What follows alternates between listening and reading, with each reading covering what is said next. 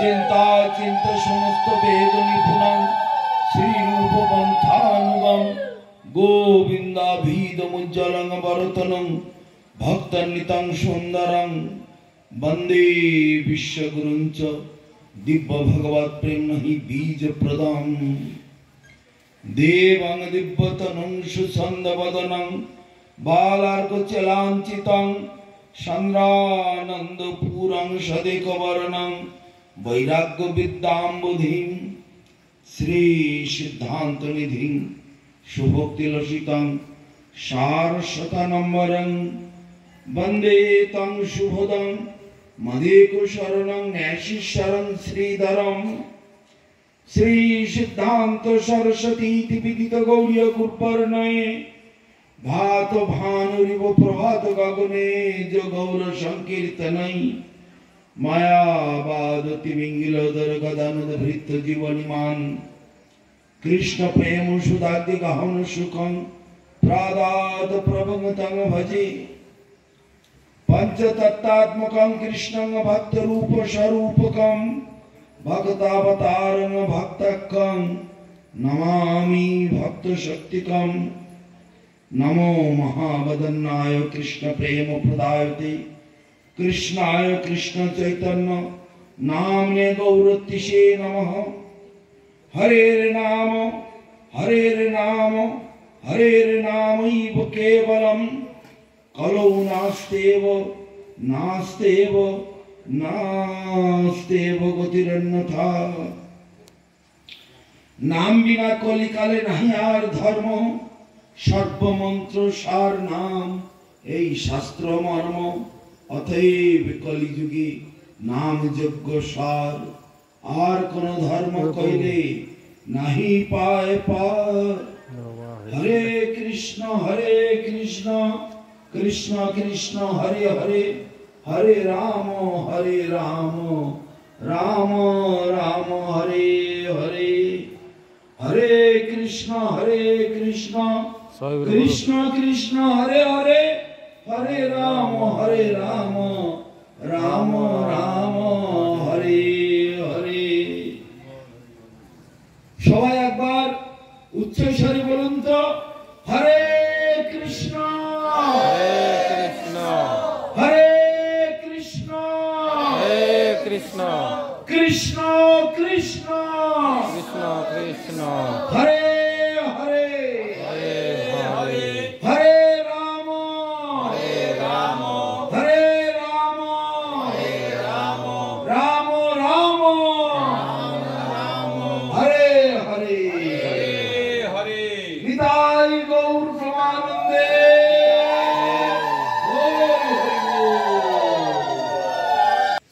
এই বাংলিশুল গ্রামে মিলন সংঘের যে 24 প্রহর ব্যাপী নামযজ্ঞ মহোৎসব বাৎসরিক মহোৎসবে যোগদান করতে পেরে আমি নিজেকে ধন্য মনে করছি।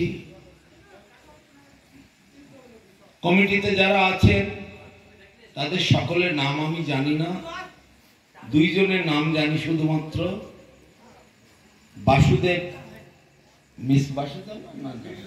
বিশ্বনাথ মিস্ত্রি আর শঙ্কর মিস্ত্রি, এই দুজনের নাম আমি মাত্র জানি। কেননা ওনারা ফোনে আমার সঙ্গে যোগাযোগ করেছিলেন। তো এই যে বাৎসরিক অনুষ্ঠান নামযজ্ঞ আর এই যে আমাদের পদাবলী কীর্তন একটু আগে যে মাইকে হচ্ছিল, এইগুলো কালক্রমে আমাদের জগতে একটা সংস্কার হয়ে দাঁড়িয়েছে। তো আমি কমিটির সকলকে আমার আন্তরিক প্রীতিপূর্ণ শ্রদ্ধা ভক্তি সহকারে যথাযোগ্য শ্রদ্ধা প্রীতি ভালোবাসা জ্ঞাপন করছি। এই যে বাৎসরিক নামযজ্ঞ অনুষ্ঠান আপনারা করছেন, এটি অত্যন্ত মঙ্গলপ্রদ এই কলিযুগে হরিনাম ছাড়া গতি নাই, গতি নাই, গতি নাই। আর কোনো রাস্তা খোলা নেই, একটাই মাত্র রাস্তা খোলা আছে। জগতে হাজার হাজার ধর্মের নামেতে হাজারো সব সমাজ, সোসাইটি বা সংস্থান তৈরি হয়েছে, বিভিন্ন রকমের মতামত নিয়ে তারা সব প্রচার করছে। তবে আমি যেখান থেকে এসেছি সেটি হলো নবদ্বীপ ধাম। আমার মঠের নাম হচ্ছে বিশ্বব্যাপী শ্রী চৈতন্য সারস্বত মঠ। আমার গুরু মহারাজের নাম ভক্তি সুন্দর গোবিন্দদেব গোস্বামী মহারাজ। আমার নাম আপনারা শুনেছেন, একটু আগেই কারা এখানে বলছিল। আমার নাম হচ্ছে ভক্তি অমল পরমহংস মহারাজ। আমার গুরু মহারাজের নাম ভক্তি সুন্দর গোবিন্দদেব গোস্বামী মহারাজ। তার গুরু মহারাজের নাম অনন্ত শ্রী বিভূষিত ভক্তি রক্ষক শ্রীধর দেব গোস্বামী মহারাজ। আর তার গুরুদেবের নাম ভগবান শ্রীল ভক্তি সিদ্ধান্ত সরস্বতী গোস্বামী প্রভুপাদ, যার কৃপাতে সারা পৃথিবীর কোটি কোটি মানুষ, অনন্ত কোটি মানুষ এখন হরিনামেতে মেতে উঠেছেন। সেই ভক্তি সিদ্ধান্ত সরস্বতী ঠাকুরের অপার করুণাতে। তারই প্রিয়তম পার্ষদ ছিলেন ভক্তিরক্ষক শ্রীধর দেব গোস্বামী মহারাজ। তার প্রিয়তম পার্ষদ ভক্তি সুন্দর গোবিন্দদেব গোস্বামী মহারাজ। তিনি কৃপা করে আমাকে সঙ্গে নিয়ে সারা পৃথিবী ঘুরতেন। সারা পৃথিবীর প্রায় 150 কান্ট্রিতে দীর্ঘ 45 বছর ধরে ঘোরাঘুরি চলছে। বর্তমানে আমার বয়স 62+। তবে আমি গুরু মহারাজের চরণাশ্রয় করেছি আজ থেকে 45 বছর আগে। তখন থেকে সারা পৃথিবীতে অজস্র প্রোগ্রামে অংশগ্রহণ করেছি। সারা পৃথিবী ব্যাপী আমাদের মঠের শাখা প্রায় 250 ছাড়িয়ে চলে গিয়েছে। পৃথিবীর বিভিন্ন দেশেতে, সৌদি আরবে ইসলামিক কান্ট্রি, রাশিয়ার ওইদিকে খ্রিস্টান কান্ট্রি, বুদ্ধিস্ট কান্ট্রি, ইহুদিদের কান্ট্রি, সমস্ত কান্ট্রি ব্যাপী সারা পৃথিবীর কোণে কোণে আমাদের আশ্রমের শাখা ছড়িয়ে আছে। তো আজ এই অঞ্চলে আপনাদের এলাকায় আমি প্রথম আসলাম। মেদিনীপুরে অনেকবার এসেছি, ওদিকে দীঘা মন্দারমণি হয়ে পুরী, মধ্য ভারত, পশ্চিম ভারত, উত্তর ভারত, দক্ষিণ ভারত, চারদিকে অনেক ঘোরাঘুরি হয়েছে, কিন্তু মেদিনীপুরের এই এলাকাতে এই প্রথম এলাম। আপনাদের সকলকে আমি যথেষ্ট ধন্যবাদ জানাচ্ছি। তবে আজকে যে অধিবাস, আগামীকাল থেকে হরিনাম সংকীর্তন 24 প্রহর, কিন্তু একটি বিশেষ কথা বক্তব্য রয়েছে। কি কারণে আমরা এই অষ্টম প্রহর, 16 প্রহর, 24 প্রহর, 32 প্রহর, 36 প্রহর, 48 প্রহর, 72 প্রহর এরকম বড় বড় যজ্ঞ আমরা কেন করি? প্রয়োজনটা কি? আদৌ কি আমরা একটু বিচার করে দেখেছি? আমাদের বড়রা, পূজনীয় লোকেরা করে, আমরা তাই করে যাচ্ছি। অনেক জায়গায় দেখেছি 36 প্রহর, 32 প্রহর, 48 প্রহর, 72 প্রহর পর্যন্ত কীর্তন এই মেদিনীপুরে হয়। ডেলি লোক প্রসাদ পায় 1 লক্ষ, 1.5 লক্ষ, 2 লক্ষ প্রতিদিন এরকম প্রসাদ পায়। তারপরে পদাবলী কীর্তন যখন হয় তখনও বিরাট সংখ্যায় লোক সেখানে দেখা যায়, আর প্রসাদ পায় এরকম 20,000, 40,000, 50,000 লোক। কিন্তু আমাদের কেন উন্নতি হয় না, এই হচ্ছে একটা প্রশ্ন। কীর্তন হয়ে গেল, নামযজ্ঞ হয়ে গেল, প্যান্ডেল প্যান্ডেল খুলে যে যার মতো চলে গেল। স্থানীয় ভক্তবৃন্দ তারা যেখানে যেমন ছিল সেরকম থাকলো। কেউ জাল ঘাড়ে করে মাছ ধরতে চললো, কেউ কোদাল ঘাড়ে করে কাজ করতে চললো, কেউ বা চাকরি করতে চললো, ব্যবসা করতে চললো, সব যেমন তেমনই থাকলো। তাহলে বিশাল একটা নামযজ্ঞ হয়ে আমার লাভটা কি হলো? আপনারা কিছু মনে ভাববেন না, আমি এই বক্তব্যটি বলছি বলে আপনাদের কিছু খারাপ ভাবে নেবেন না। যেটা সচক্ষে দেখা যায়,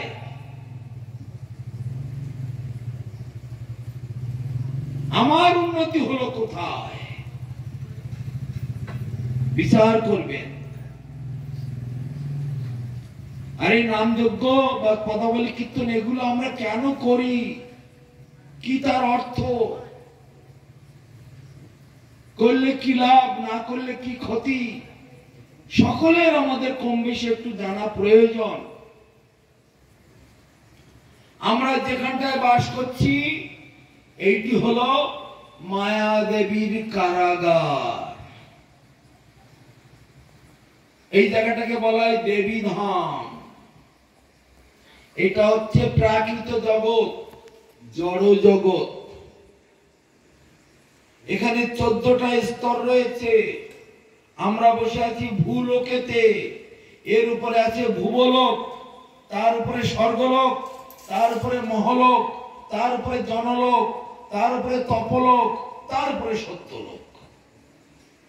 আবার নিচে আছে 7টা, অতল, বিতল, তলাতল, মহাতল, রসাতল, পাতাল। নিচে 7টা, উপরে 7টা, এই 14টা স্তর নিয়ে হচ্ছে একটা ব্রহ্মাণ্ড। এইরকম ব্রহ্মাণ্ড লক্ষ লক্ষ কোটি কোটি অনন্ত কোটি ব্রহ্মাণ্ড বিরজার জলেতে ভেসে বেড়াচ্ছে। ব্রহ্মাণ্ডগুলো কিভাবে সৃষ্টি হয়েছে? ভগবান বিষ্ণুর নিঃশ্বাসে প্রশ্বাসে এরকম কোটি কোটি ব্রহ্মাণ্ড সৃষ্টি হচ্ছে, আবার লয় হচ্ছে, সৃষ্টি হচ্ছে, লয় হচ্ছে। তবে এই ব্রহ্মাণ্ডগুলি আছে দেবী ধামের আন্ডারে। দেবীটা আবার কে, কোন দেবী? যে দেবীকে আপনারা নিরন্তর পূজা করেন, দুর্গা দেবী। তার আবার 9টা রূপ আছে, নবদুর্গা বলা হয়। তিনি আবার কালী, তিনি আবার চন্দ্রঘণ্টা, শৈলীপুত্রী, তিনি বৈষ্ণবী,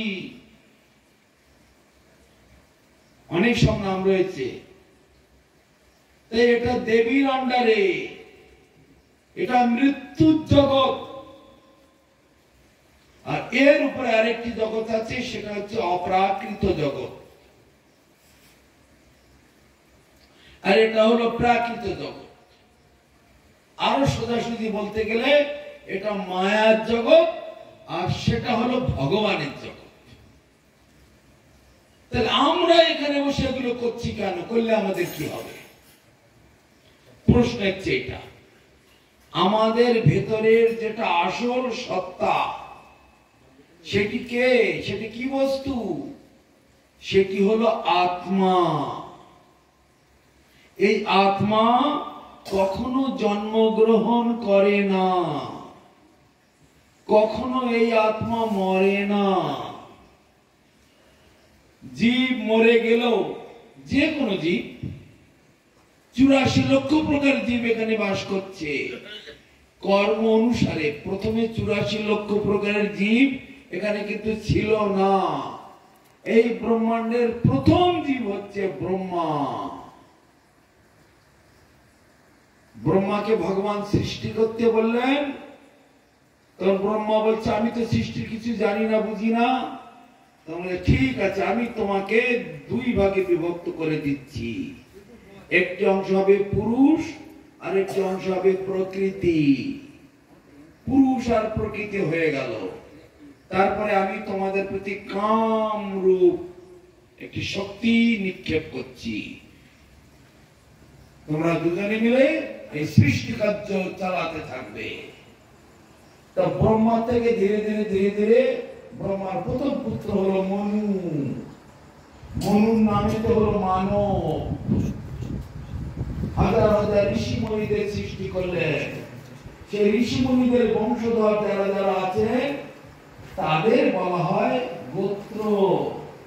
কশ্যপ ঋষির বংশধর যারা তারা বলে কাশ্যপ গোত্র। শাণ্ডিল্য ঋষির বংশধর যারা তারা বলে শাণ্ডিল্য গোত্র। আলিমন ঋষির বংশধর যারা তারা বলে আলিমন গোত্র। ভরদ্বাজ ঋষির বংশধর ভরদ্বাজ গোত্র। এইভাবে গোত্রগুলো এইখানে ছড়িয়ে ছিটিয়ে আছে। লোকের কাছে গোত্র জিজ্ঞাসা করে সবাই তো বলে গোত্র মানে কি, কোথা থেকে এলো, কেউ কিছু সব বোঝে না। তাহলে এখন আমাদের প্রয়োজনটা কি? এই জগৎ আর সেই জগতের মধ্যে পার্থক্য কি? এটা হলো মৃত্যুর জগৎ। এখানে সব মরবার জন্য এসেছে। আমাদের আরেকটি জগৎ আছে, সেখানে কখনো জন্ম হয় না আর মৃত্যু হয় না। সেই জগতের লোক আমরা এখানকার কেউ নই। আমরা সেখান থেকে এসেছি। তাই আমাদেরকে যতক্ষণ সেইখানে আমরা না পৌঁছতে পারবো ততক্ষণ আমাদের যাওয়া আসা শেষ নাই। আর কর্ম অনুসারে এই দেহ প্রাপ্তি লাভ হয়। কটা দেহ? একটু আগে বললাম 84 লক্ষ প্রকারের দেহ আমাদের লাভ করতে হচ্ছে। যারা কিতাব পড়েন তারা জানেন জ্ঞান পাপি শরণ ভাব ত্যাগে তন্তে করে বরং তন্তমে বৈতি কমতে সদা তদ্ভাব ভবিতা। মৃত্যুকালে যে যেমন চিন্তা ভাবনা করতে করতে দেহ ত্যাগ করে, মৃত্যুর পরে ঠিক তেমনটি তার প্রাপ্তি লাভ হয়ে থাকে। মৃত্যুর সময় আপনি যদি গরুর চিন্তা করতে থাকে তাহলে গরু হয়ে জন্মগ্রহণ করবেন। মৃত্যুর সময় যদি সংসারের চিন্তা করতে করতে মরেন তাহলে সংসার নিয়ে আবার জন্মগ্রহণ করবেন। মৃত্যুর সময় যদি কুকুর বিড়াল অন্য পশু পক্ষীর চিন্তা করেন সেই রকম জন্ম হবে। মৃত্যুর সময় যদি ভগবানের চিন্তা করতে করতে মরতে পারেন তাহলে সরাসরি ভগবানের ধামে জন্ম হবে। এইভাবে অনন্তকাল ধরে 84 লক্ষ প্রকারের জন্ম জগতে আমাদের পরিভ্রমণ করতে হচ্ছে। আর একটা কাজ, 3টি যন্ত্রণা, 3 প্রকারের যন্ত্রণা আমাদের ভোগ করতে হচ্ছে। একে বলে ত্রিতাপ জ্বালা। আদি দৈবিক, আদি ভৌতিক আর আধ্যাত্মিক, এই ত্রিতাপ জ্বালা। আদি দৈবিক মানে দেব দেবীর মাধ্যমে যে দুঃখ কষ্ট জ্বালা যন্ত্রণা আমরা পেয়ে থাকি। যেমন এই অতি গরম, অতি ঠান্ডা, অতি বৃষ্টি, অতি ঝড়, ভূমিকম্প, সাইক্লোন, আয়লা, সুনামি ইত্যাদি, এগুলো দেবদেবীর দ্বারা সংঘটিত হচ্ছে। সেই জন্য এগুলোকে বলে আদি দৈবিক। আর আদি ভৌতিক মানে জীবের থেকে জীবের যে কষ্ট। যেমন সাপে কাটে, কুকুরে কাটে, মানুষ মানুষকে মেরে দেয়, ঘরে গেলে মশারি না টানালে তো ঘুমানো যায় না। জীব থেকে জীবের উপরে যে আক্রমণ তাকে বলে আদি ভৌতিক। ভূত মানে জীব। আর আধ্যাত্মিক মানে দেহ মনের তাপ, শোক, জ্বালা যন্ত্রণা। কিরকম? কেউ মারা গেল, আপনজন প্রিয়জন মারা গেল, কান্নাকাটি। ভালো আছেন, সুস্থ আছেন, ডাক্তার বলে দিল ক্যান্সার হয়েছে, বিরাট শোক, বিরাট দুঃখ। আর কাজকর্ম ভালো লাগছে না, আয় ইনকাম ভালো লাগছে না। হঠাৎ করোনা এসে গেল, লক্ষ লক্ষ লোক মরে যাচ্ছে, আমরা ভয় সন্ত্রস্ত।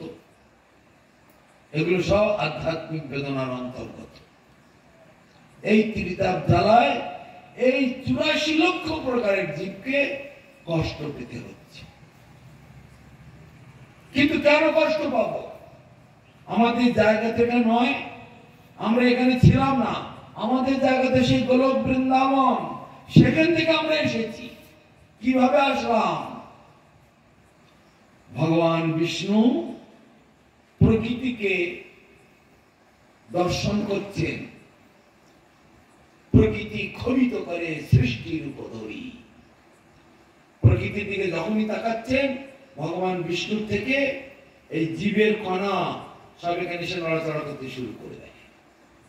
যেমন টর্চ লাইটের মতো একটা অন্ধকার বাগানের মধ্যে টর্চ লাইটের আলোটা ফেললে সেখানে সাপ, ব্যাঙ, পোকামাকড় ক্রিং ক্রিং করে লাফাতে শুরু করে, সেরকম কারণান্বয়ী বিষ্ণু কারণ সমুদ্র থেকে যখন এই প্রকৃতির প্রতি মায়ার প্রতি দর্শন করেন, তখন প্রকৃতি তখন নড়াচড়া করতে শুরু করে দেয়।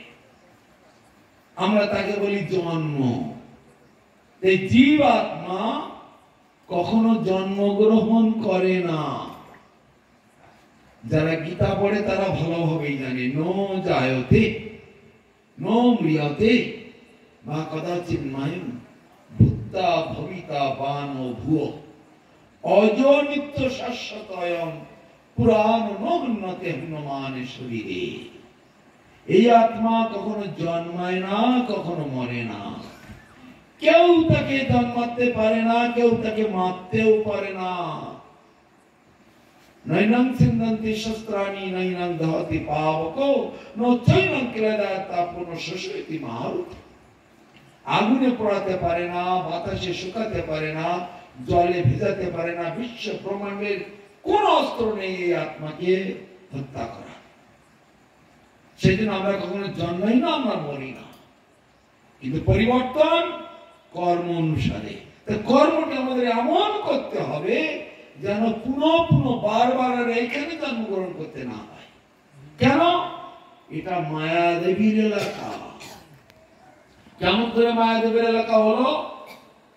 শাস্ত্রে বলছে, কৃষ্ণ বহির্মুখ হইয়া ভগবাঞ্ছা করে আর নিকটস্থ মায়া তারে জাপটিয়া ধরে। ভগবানকে ভুলে গিয়ে যেমন এই জগৎটা আমার ভোগের জগৎ, এটা আমার, ওটা আমার, সেটা আমার, আমার জমি, আমার গাড়ি, আমার বাড়ি, আমার টাকা, আমার বউ, আমার ছেলে, আমার মেয়ে, আমার সব, এই করে আর এখানে ভোগ করে। এইগুলো হচ্ছে মায়া দেবীর খেলা। কারো এখানে থাকা চলে না, কারো এখানে পার্মানেন্ট এটা আমার সেটা আমার করে বসে থাকা চলবে না। যখন যমদূতেরা এসে পড়বে, এক সেকেন্ডও আপনাকে টাইম দেবে না, চলো এখনই চলো। থাকলো গাড়ি বাড়ি ছেলে মেয়ে সব পড়ে। এখানে নিয়ম হচ্ছে এটা। অতএব ভগবানকে ভুলে যাওয়ার অপরাধে ভগবান তখন এই জীবগুলোকে দুর্গা দেবীর হাতে তুলে দেয়। দুর্গা বা কালী একই তত্ত্ব। দুর্গা দিয়ে কি বলেন? যাও তোমার জেলখানায় রাখো। জেলখানায় গিয়ে তখন দুর্গা দেবী কি করেন? দুটো জিনিস চাপিয়ে দেন ঘরে। একটা হলো আমি, আর একটা হচ্ছে আমার। আমি এবং আমার, এই দুটো জিনিস আমাদের সকলের উপরে চাপিয়ে দেয়। শুধু মানুষ নয়, এই 84 লক্ষ প্রকারের জীব, প্রত্যেকের উপরে এই দুটো জিনিস চাপিয়ে দেওয়া। তারপরে যা হওয়ার সবকিছু হচ্ছে আপনাদের সামনে, সকলে এটা জানেন। এই জেলখানা, একে বলা হয় জেলখানা। এর আবার একটা ভালো নাম আছে, তার নাম হচ্ছে সংশোধনাগার। জেলখানার মধ্যে যে লোকগুলোকে ঢোকানো হয় মেরে ফেলার জন্য নয়, শাস্তি দেওয়ার জন্য, তাই না? কেন শাস্তি? কেমন শাস্তি? তুমি কেন অন্যায় করলে? কেন আইনটা নিজের হাতে তুলে নিলে? যাও জেলখানায় 6 মাস কেন বসে থাকো। তখন সে নিজে বুঝে গেল, না না, বিরাট ভুল হয়েছে আমার, আর কখনো আমি এই অন্যায়টা করব না। দেশে যা আইন আছে, সরকারের যা নিয়ম আছে, সেগুলো আমি পালন করে চলি। তো নিজেই নিজেকে সংশোধন করো, তার জন্য এই জায়গা। তাই